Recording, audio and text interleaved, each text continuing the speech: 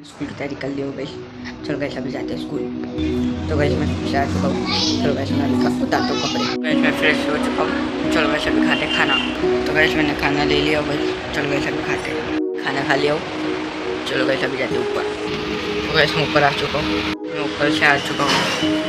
Gas अभी बज रहे 6 गाइस, 6 बज रहा गाइस घड़ी में। चलो गैस अभी मदरसे की तैयारी करते हैं। गैस मैं मदरसे से आ चुका हूँ। अभी हमको रिसेप्शन में जाना है। चलो गैस उसके लिए मैं तैयार हो जाता हूँ।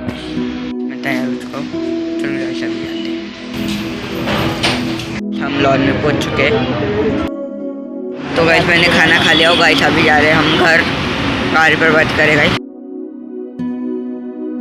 गैस मैं घर पे पहुँच चुका हूँ। गैस मैं आते वक्त का ब्लॉग नहीं बना पाया गैस गाड़ी के। ये ब्लॉग एंड करता हूँ।